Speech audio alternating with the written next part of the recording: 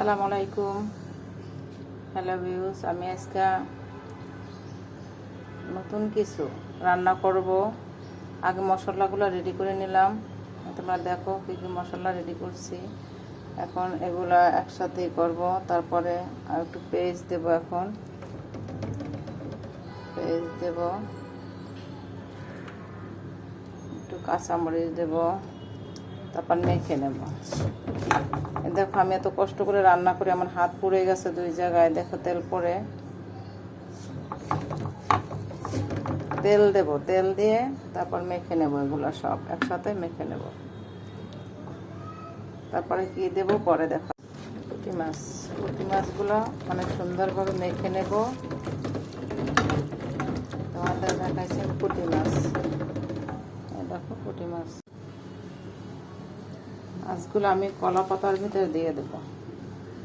কলা পাতার ভিতরে দিয়ে মাছগুলো সুন্দরভাবে রান্না করব। ছোটবেলা যখন বাড়িতে ছিলাম, গ্রামে ছিলাম, বিয়ের আগে, বিয়ের পরেও খেয়েছি। বিয়ের আগে আমার মা এভাবে সুন্দর করে পাঁচমিশালি মাছগুলো, ছোট মাছগুলো কলা পাতায় দিয়ে অনেক মজা করে রান্না করতো। গাইস, আমার ভাই বাড়ি থেকে দই মিষ্টি আনছে, সকালে আমি ভিডিওতে দিয়েছি। সাথে কিন্তু কলা পাতা, কচু পাতা এগুলো নিয়ে আসছে আমার জন্য।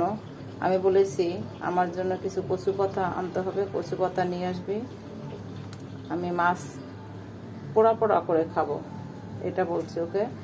আমি পুরোটা মাছ ঢেকে দেবো উপরে কলা পাতা দিয়ে। এই যে কত কলা পাতা এখন আছে। পরে আমি কলা পাতাগুলোকে ধুয়ে নিয়েছি। গাইস, আমার মাছটা কিন্তু এরপরে হয়ে গেছে। এখন আমি এই যে চুলায় দিয়ে দেবো। চুলার আঁচটা কমিয়ে আস্তে আস্তে মাছটা হবে। যে রেখে দিলাম।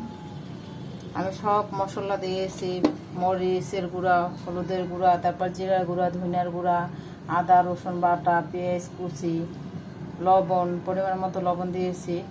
সব দিয়ে একসাথে মেখে কিছু সময় রেখে দিয়েছি। তারপরে মাছটা এখন কলা বরফের উপর চুলায় বসিয়ে দিলাম। মাছটা হওয়া পর্যন্ত অপেক্ষা করব। পরে আবার তোমাদের আমি দেখাবো। ওকে করছি।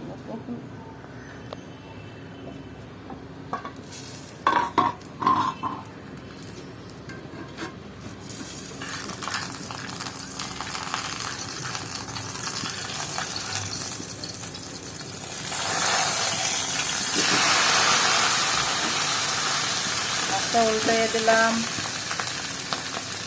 হওয়া পর্যন্ত অপেক্ষা করব।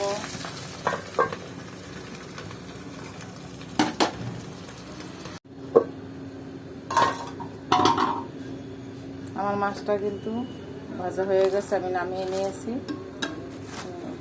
এটা গরম তো, এই জন্য আমি দেখাইতেছি কত সুন্দর পোড়া পোড়া করে লোভনীয়ভাবে। দেখো কার কার পছন্দ। দেখো অনেক সুন্দর করে মাছটা ভাজা হয়ে গেছে। এই যে আরেকটা পড়েও গেছে। এই যে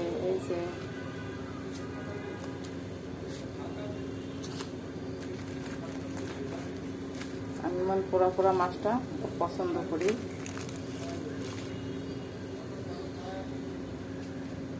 এই যে পোড়া পোড়া হয়েছে, মশলাটা একটু পোড়া পোড়া হয়ে গেছে। কলা পাতায় মাছ ভাজা